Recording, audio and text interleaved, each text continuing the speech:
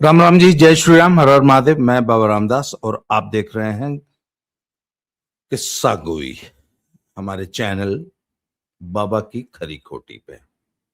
आज ये किस्सा गोई का 6वां एपिसोड है। किस्सा गोई को बहुत पसंद कर रहे हैं लोग और मैंने ये तय किया है कि मैं प्रतिदिन सुबह 10 बजे किस्सा गोई का एक नया एपिसोड प्रस्तुत किया करूंगा, प्रतिदिन 10 बजे, जहां तक मेरी संभव है, जहां तक मेरी कोशिश रहेगी। पिछले 5 एपिसोड्स को बहुत अच्छा रिस्पॉन्स मिला है, लोगों ने बहुत सारे सवाल किए हैं और ज्यादातर दर्शकों की ये प्रतिक्रिया रही है कि उन्होंने कहा कि साहब आपकी सीरीज बहुत ज्यादा यूजफुल है और ये सभी युवाओं को, समाज के सब लोगों को देखनी चाहिए, या सभी लोगों को कम से कम ये पता लगना चाहिए कि हम जब एक गलती कर देते हैं तो उसके क्या कॉन्सिक्वेंसेस होते हैं। हमारा पूरा जीवन बर्बाद हो जाता है एक गलती की वजह से, और सिर्फ एक व्यक्ति नहीं भोगता है, पूरा परिवार भोगता है। आप सोच के देखिए ना, आपके घर का एक बच्चा, आपका बेटा बेटी, आपके फादर, आपकी मदर जेल में हो, और ऐसी जेल जिसमें बाहर आने की कोई संभावना नहीं हो, अगले 20-25 साल उनको जेल में रहना है। उसको ऐसी मां के पेट में निवाला जाता होगा, वो चैन से सो पाती होगी सारी जिंदगी? आपने अपनी जिंदगी तो बर्बाद की, सो की, अपने पूरे परिवार को आप ले डूबे।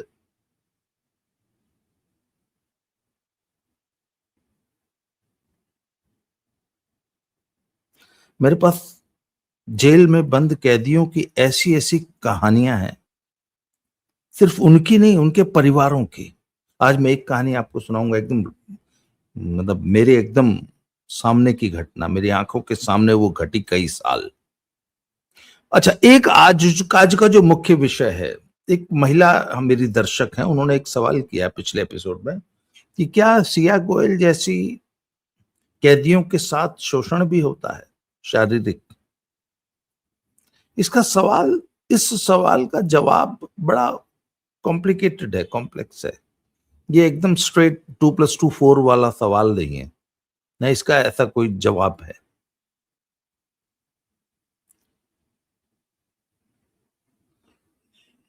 देखिए,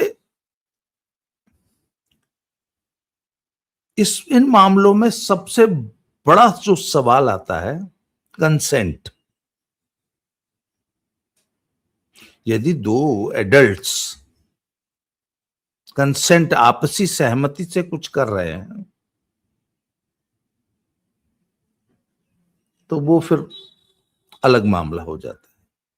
बहुत सारी टर्मिनोलॉजी, ये बहुत सारे शब्द मैं इस वीडियो में इस्तेमाल नहीं कर सकता, बहुत सारी बातें खुल के नहीं कह सकता, बहुत सारी यूट्यूब की कंपल्शन है और भी बहुत सारी हैं। अच्छा, दूसरी चीज, जेल में इस प्रकार का कोई भी व्यवहार गैर कानूनी है, क्योंकि इसकी कोई गुंजाइश ही नहीं है। इसकी कोई, हालांकि कुछ जेल सुधार कार्यक्रमों में कैदियों को ये सुविधा भी देने का प्रयास हुआ कि वो अपने स्पाउस के साथ सहवास कर सकें जेल की अपनी सजा के दौरान। उसके लिए उनको स्पेशल पेरोल और इस टाइप के, शादी करने के लिए छूट मिलती है, बहुत सारी बातें हैं। वो बहुत डिटेल, बहुत बड़ा विषय है, पर वो सब कानून के फ्रेम में होता है। कानून इसकी इजाजत देता है, बकायदा कोर्ट से आदेश आता है, कोर्ट सहमति देता है, कोर्ट आदेश करता है जेल को कि इस कैदी को ये सुविधा, ये इस प्रकार प्रदान की जाए, या इसको इतने दिन की छुट्टी, इतने दिन की पैरोल दी जाए।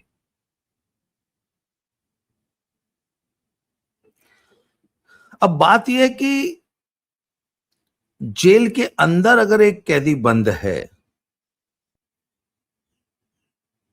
तो अंदर तो ऐसा कुछ हो नहीं सकता कानूनन। तो महिला कैदियों के साथ क्या होता है?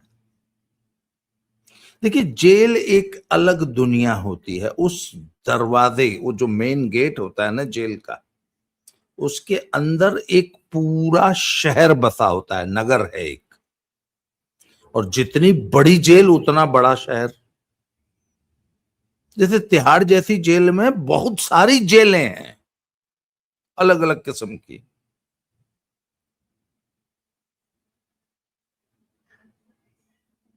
अब उसमें सजा पाए हुए कैदी भी हैं, विचाराधीन कैदी भी हैं, जेब कतरे भी हैं, और हीनियस क्राइम्स करके आए हुए डेथ सेंटेंस वाले कैदी भी हैं। तो अलग उस जेल के अंदर, उस गेट के अंदर एक पूरी सल्तनत होती है।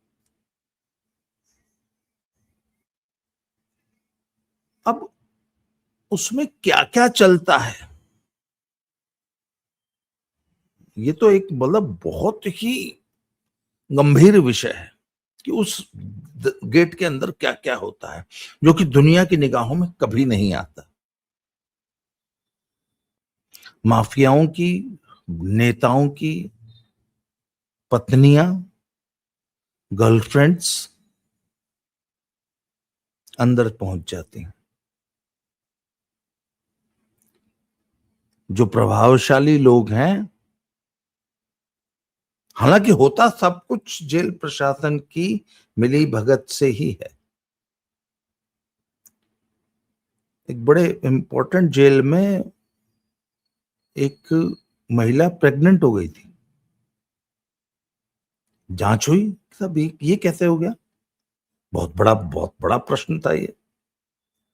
तो पता चला कि वो महिला जो थी वो जेल के बहुत सारे लोगों के साथ she was sleeping and she was made to sleep, या she was force to sleep. अब बात यह कि कंसेंट, अब कंसेंट के तो बहुत सारे तरीके ना। एक तो अपनी मर्जी से, फ्री विल से आपने कंसेंट दी। कई बार you are under threat and coercion, आप किसी के प्रभाव में होते हैं, उसके प्रभाव के कारण आप मजबूरन सहमति देते हैं, या कई बार आप अपने शरीर का इस्तेमाल करते हैं कुछ सुविधाएं लेने के लिए। बहुत सारे सिनेरियोज हो सकते हैं। मान लीजिए, अच्छा, सहमति, जबरदस्ती सहमति प्राप्त करने के बहुत सारे तरीके हो सकते हैं। जेल में जीना आराम कर दो, तो बोल दो ये तो करना पड़ेगा।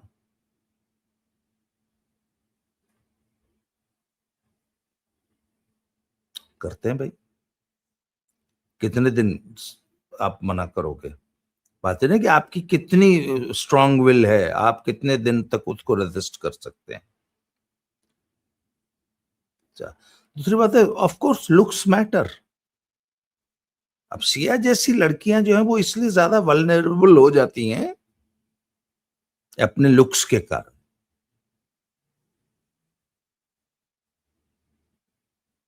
फिर वही बात है, सतह के ऊपर कुछ नहीं दिखाई देता, पर सतह के नीचे बहुत कुछ चलता है।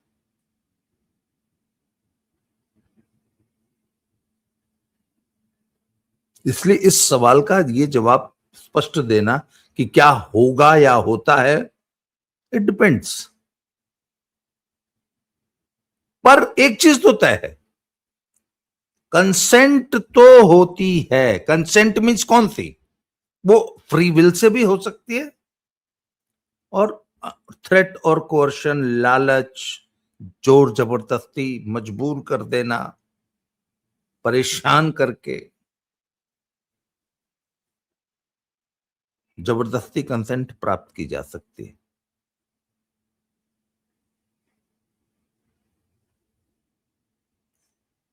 मैं एक ऐसे केस में जानता हूं जहां एक महिला एक चोरी में पकड़ी गई। चोरी भी बड़ी थी, और चोरी लंबे समय तक लगातार, मतलब एक तिजोरी में से वो लंबे समय तक पैसे निकालती रही, और अमाउंट हो गया 70-80 लाख।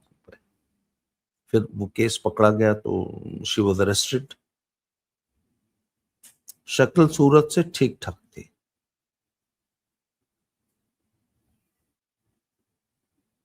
फिर वो इन्वेस्टिगेशन के दौरान पुलिस के हत्थे चढ़ी। 10-15 दिन पुलिस ने इन्वेस्टिगेशन में, उसके बाद उसकी गिरफ्तारी दिखाई, उसके बाद वो जेल गई। तो she narrated her whole journey कि पहले दिन से लेकर अंतिम समय तक क्या हुआ। तो उसने बताया कि जी आईओ से लेके, सिपाही से लेके, थाने के सिपाही से लेके, आईओ से लेके, एसएचओ से लेके, जेल जाने तक, जेल के अंदर रहने तक, और जेल से, और वकील, और पता नहीं क्या क्या, सब ने फोर्स किया।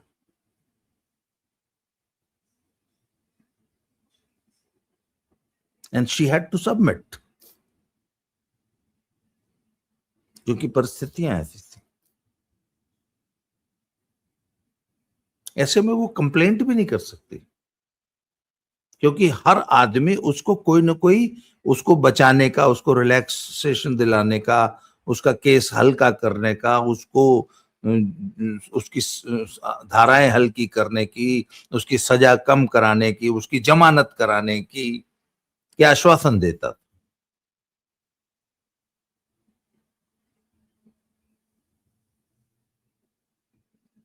और इस पूरी प्रक्रिया में लगभग 8-9 महीने लगे। और उसने मुझे बताया कि मतलब शी हैड टू, मतलब लगभग 20 लोगों के साथ उसको जो है कंप्रोमाइज करने पड़े,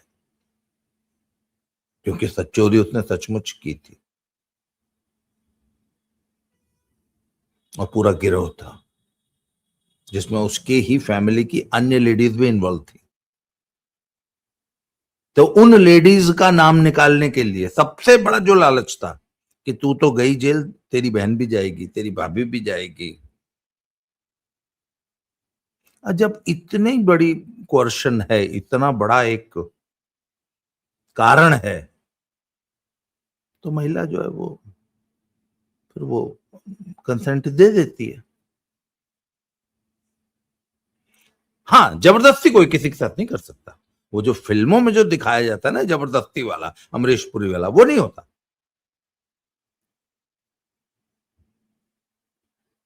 कंसेंट प्राप्त कर ली जाती है। बट ये केस टू केस डिपेंड करता है, ये तो पक्की बात है। अच्छा, एक चीज, कई बार क्या होता है कि महिला ऑलरेडी प्रेग्नेंट थी और जेल चली गई, डिलीवरी जेल में ही हुई। ऐसा खूब होता है भारतीय जेलों में या दुनिया के हर जेल में, ये खूब होता है। अब क्या होगा साहब, ऐसे पता नहीं कितने बच्चे हैं जो जेलों में पैदा हुए, जेलों में ही पल बढ़ के बड़े हुए। तो शायद जो नियम है, कोई वकील साहब एग्जैक्ट बता पाएंगे, जहां तक मेरी जानकारी है, बच्चा पैदा होने के 6 साल तक मां के साथ जेल के अंदर रह सकता है। फिर 6 साल के बाद उसको किसी फॉस्टर होम या किसी एडॉप्शन सेंटर या जैसे भी है, कोई उसको ले जाए, पर 6 साल के बाद वो जेल में नहीं रह सकता।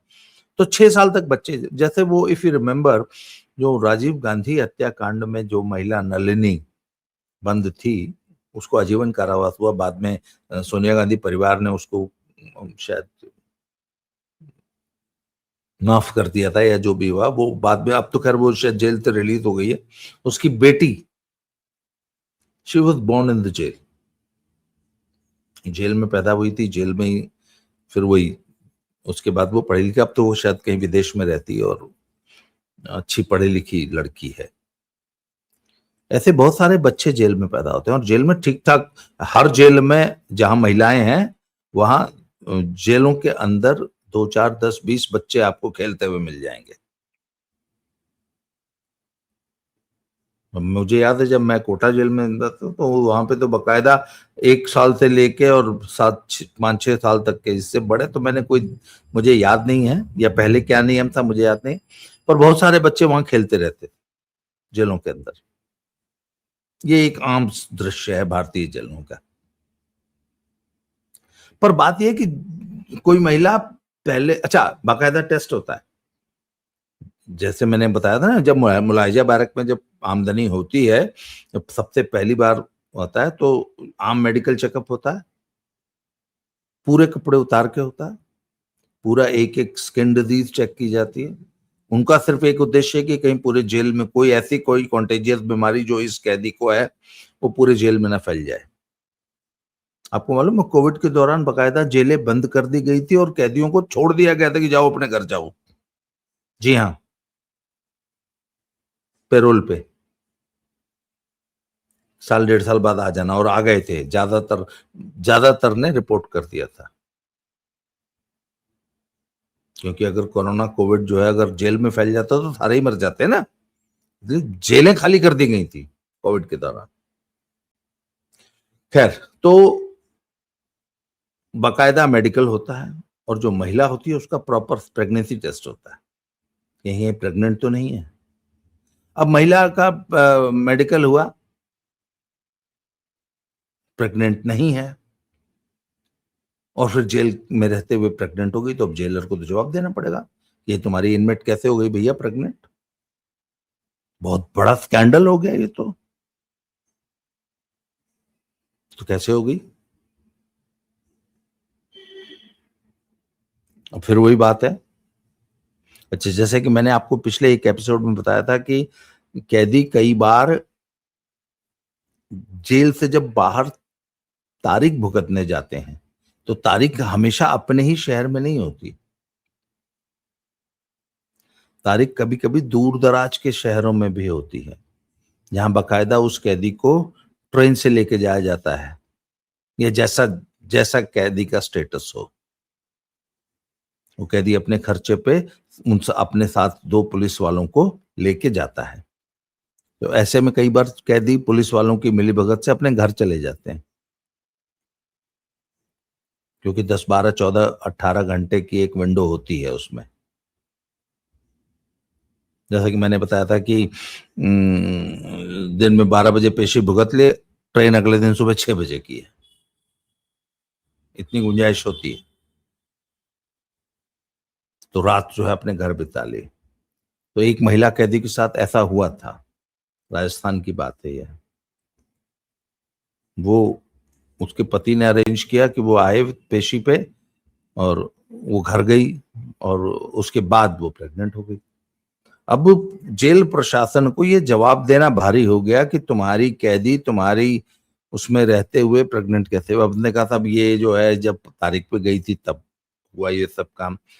वो तारीख भुगताने का काम करती है डिस्ट्रिक्ट पुलिस या सिविल पुलिस, उसका जेल बोला था। अब ये हुआ कि अब जवाबदेही किसकी तय की जाए, तो बकायदा उसमें इंक्वायरी हुई थी, और फिर डिस्ट्रिक्ट पुलिस की जवाबदेही हो गई कि तुम्हारी कस्टडी में महिला प्रेग्नेंट हो गई। खैर ये तो चलिए अपने हस्बैंड के साथ प्रेग्नेंट हुई थी। कुछ ऐसे केसेस होते हैं जहां जेल के अंदर रहते हुए प्रेग्नेंट हो गई, बिकॉज शी वॉज, मतलब जेल के अंदर ये सब हो रहा था। अब सवाल मूल प्रश्न पे आ जाते हैं कि क्या सिया गोयल को इन समस्याओं से निपटना पड़ेगा। निश्चित निपटना पड़ेगा, क्योंकि सिया तो बहुत वल्नरेबल है ना, उसकी बहुत सारी ऐसी परिस्थितियां हैं जहां वो बहुत से लोगों की निगाह में होगी। और जेल का प्रशासन तो पूरा बिकाऊ होता है, वो तो पैसे पे चलता है। मान लीजिए किसी बड़े नेता की, किसी बड़े माफिया की, किसी बड़े बदमाश की, किसी बड़े रसूखदार व्यक्ति की नजर पड़ गई, तो जो जेल प्रशासन अब्बास अंसारी को अपना बेडरूम, अपना ऑफिस बेडरूम बना के दे सकता है 5 लाख रुपए के लिए, वो किसी के लिए भी कर दे, बशर्ते कि उसकी कंसेंट हासिल कर ली जाए उस महिला कैदी की। हमारे केस में हाँ, we are discussing Siya Goyal. अब कंसेंट हासिल करना, अब ये तो जेल प्रशासन है, वो चाहे जैसे कर लेगा।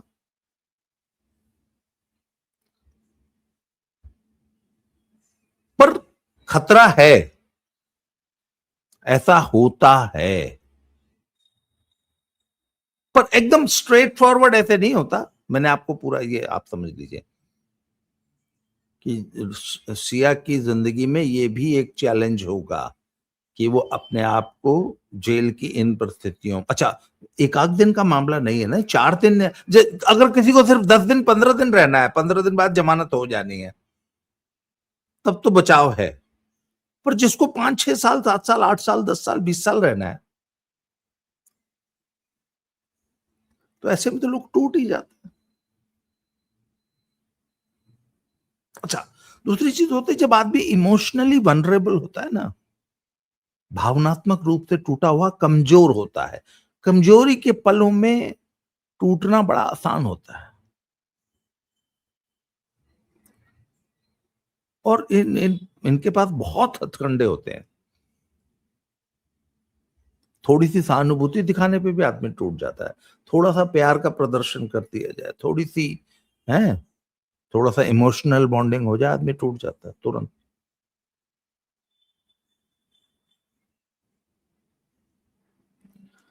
अब बात यह है कि अब एक और बड़ा पूरे देश में इस पे, इसको लेके बड़ी चिंता व्यक्त की जा रही है कि क्या प्रोसिक्यूशन जो है सिया गोयल को सचमुच फांसी के फंदे तक पहुंचा पाएगा या उम्र कैद करा पाएगा। देखिए, ये एक निश्चित रूप से बहुत ही डिफिकल्ट केस है पुलिस और प्रोसिक्यूशन के लिए। उसका सबसे बड़ा जो चैलेंज है वो ये है कि there is no eye witness. कल एक वकील साहब मुझसे एक सिनेरियो डिस्कस कर रहे थे। उन्होंने कहा जी एक बात बताइए, जज के सामने डिफेंस काउंसिल को सिर्फ एक चीज, एक डाउट पैदा करना है कि केतन अग्रवाल कैसे गिरा। आज जो कुछ भी बयानबाजी हो रही है, क्राइम सीन क्रिएट किया जा रहा है, कॉन्फेशंस हो रहे हैं, हाँ उसने मान लिया, ये कोई भी कोर्ट में एडमिसिबल नहीं होगा। ये कोई भी कॉन्फेशन, कोई भी कबूलनामा, वहां तो ये सीधे मुकर जाएंगे कि जी हमसे पुलिस ने जबरदस्ती ये बयान ले लिए। अब जज साहब के सामने सिया गोयल और चेतन चौधरी ये बोलेंगे कि साहब अब अच्छा, सिया एक स्टोरी मान लीजिए कुक कर देती है कि जी मैं तो वहां गई थी और वहां पर मैंने उसको कहा कि देखो भैया मैं तुमसे शादी नहीं करना चाहती, ये देखो ये मेरा बॉयफ्रेंड है। ये तो मैं चेतन को तो उससे मिलवाने के लिए ले गई थी। तो जब उसने ये सुना तो वो एकदम गुस्सा हो गया, पागल हो गया, ये हो गया, और वो कूद गया, खुद कूद गया। मान लो ये स्टोरी एक एक संभावना है ऐसी कुक करती।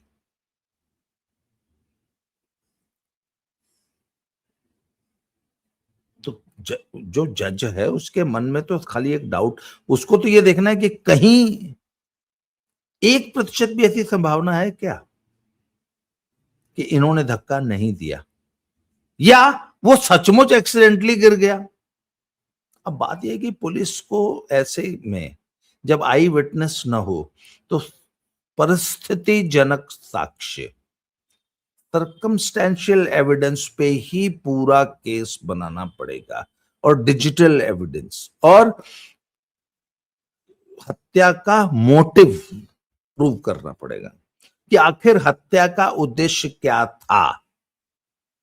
इसलिए this is going to be a very difficult case for prosecution. तो ऐसे में क्या है कि क्या सिया को जमानत मिल सकती है? अन्य केसेस की देखिए, ऐसे बहुत सारे केसेस हैं जहां हत्या के केसेस में लोगों को 10-10 साल जमानत नहीं मिली। बहुत सारे केसेस हैं, बहुत सारे केसेस में मिल जाती है। जब डिफेंस जज को ये कन्विंस करने में कामयाब हो जाता है कि नहीं, हमारा क्लाइंट, हमारा मुवक्किल निर्दोष भी हो सकता है, तो जज जमानत दे देगा। तो मैं देशवासियों को ये बोल रहा हूं कि कल को यदि सिया गोयल और चेतन चौधरी को जमानत मिल जाए तो इससे बहुत ज्यादा हतोत्साहित, परेशान होने की जरूरत नहीं। इसकी बहुत ज्यादा संभावना है, क्योंकि केस ही ऐसा है। और वो लोग जो कि मेरी वीडियो पे बार बार ऐसे कमेंट कर रहे हैं कि कुछ नहीं होता, देखना बाहर आ जाएगी, भैया ऐसा नहीं, ऐसा नहीं। ऐसे केसेस में जिंदगी बर्बाद हो जाती है। अच्छा, एक चीज मान लीजिए बरी हो भी गई, कोर्ट से बरी हो गई, पर सामाजिक टैग तो लग गया ना। जब आपके परिवार का एक बच्चा ऐसा, और वो भी लड़की, 18-20 साल, 20 साल की लड़की ऐसा काम करके जेल गई हो आई, परिवार की प्रतिष्ठा, उसका एक भाई है, उसकी भी शादी होनी है, कल को मान लो ये बरी हो गई, इसकी शादी होनी है। जो इतनी शातिर क्रिमिनल है, जो कि इतना अच्छा, मैंने सुना कि प्लान ए था, प्लान बी था, प्लान सी था। अच्छा, अगर एक बात है, अगर प्रोसिक्यूशन प्रूव करने में कामयाब हो गया तो this will be the rarest of rare case, और इसमें निश्चित फांसी होगी। देखिए, होता क्या है कि गुस्से में, पैशन में, आवेश में आके किया गया क्राइम और योजनाबद्ध तरीके से किया गया क्राइम। मैंने आज तक का जितना देखा है हत्या की योजना बनाते हुए, ऐसा केस मेरी निगाह में भी मुझे याद नहीं आता, जहां एक 19 साल की लड़की अपने होने वाले मंगेतर की हत्या के लिए इतनी डीप प्लानिंग बनाती है। अच्छा, ऐसे में एक एक इसके खिलाफ देखिए, डिजिटल एविडेंस इसको फंसाएगा।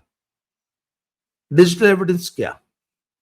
पुलिस इनकी सर्च हिस्ट्री निकाल लेगी, और वो एडमिसिबल एविडेंस होता है चेतन चौधरी की और सिया अग्रवाल की, सिया गोयल की। उसमें हत्या करने के तरीके, हत्या से बचने के तरीके, हत्या करने के बाद जेल से बचने के तरीके, छूटने की संभावनाएं, इस प्रकार की अगर सर्च हिस्ट्री मिल गई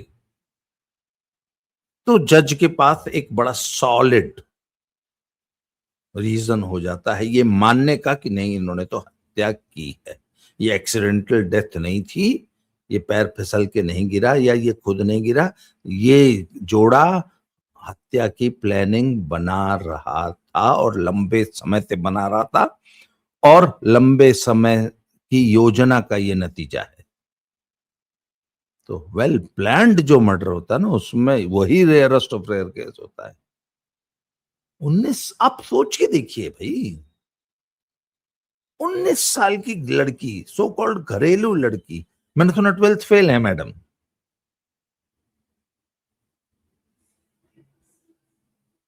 पार्टी की और दारू की और बियर की और उनकी शौकीन है। 19 साल की उम्र, 19 साल की उम्र कितनी होती है, क्या होती है 19 साल की उम्र? अपने घर में, अगर आपके घर में कोई 19 साल का बच्चा है ना, उसकी तरफ देखिए। 19 साल कितना मासूम बच्चा होता है। 18 साल में तो बालिग हुआ है, इससे पहले कुछ दिन पहले तक वो नाबालिग था, और वो किसी के साथ मिलकर किसी की हत्या की प्लानिंग कर रहा है, और महीनों महीनों कर रहा है।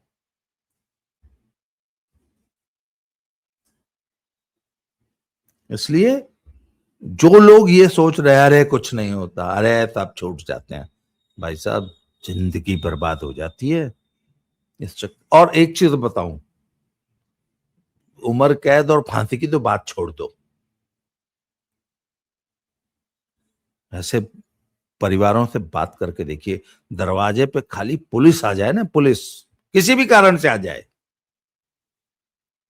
वैसे ही मतलब राह चलता कोई आ जाए, कोई बोल दे जी मुझे बहुत प्यास लगी, एक गिलास पानी पिला दो, तो भी लोग बुरा मानते हैं कि साला वर्दी में हमारे घर क्यों आए। हमारे दरवाजे पे पुलिस आ गई, ये मरण हो जाता है लोगों के गांव में। अपमान की बात है कि हमारे घर police I.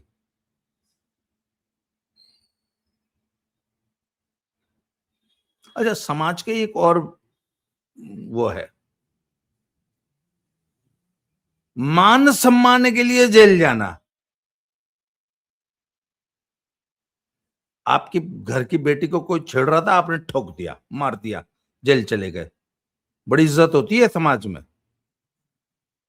What is the cause?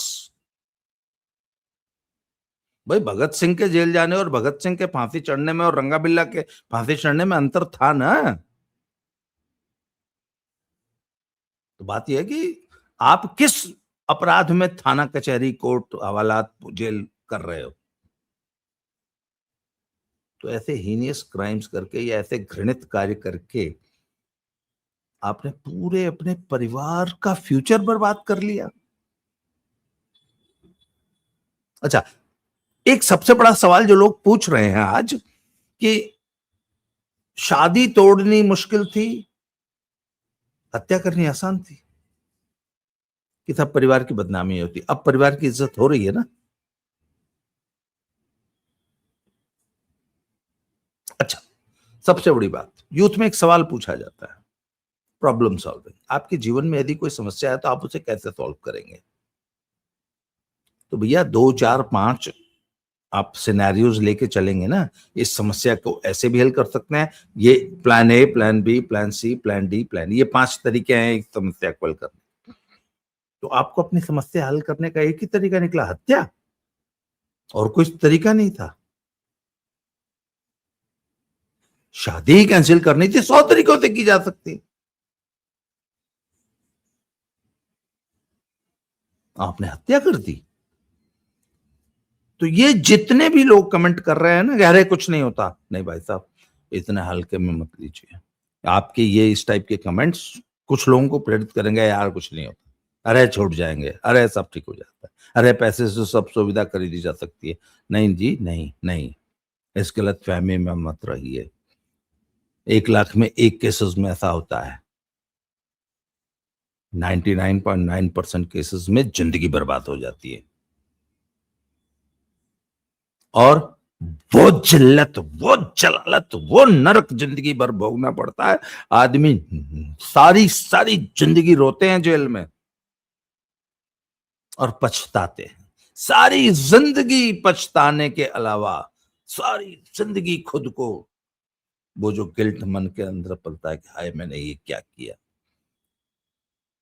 इसलिए कभी भी गलत रास्ते पे चलने की मत सोचिए, हमेशा जीवन में सही रास्ता चुनिए, जो कानून सम्मत हो, न्याय सम्मत हो, समाज सम्मत हो। कानून के खिलाफ चलने की जिंदगी में कभी एक रत्ती भी मत सोचो, और कानून का पालन करना सीखो। अगर कानून कहता है हेलमेट लगा के चलो, तो बहुत छोटी सी बात है, कुछ नहीं होता, 50 रुपए में आप चालान दे के छूट जाते हैं, 50 रुपए पुलिस वाले को दे दीजिए, छोड़ देगा। पर इसके बावजूद फॉलो द रूल्स।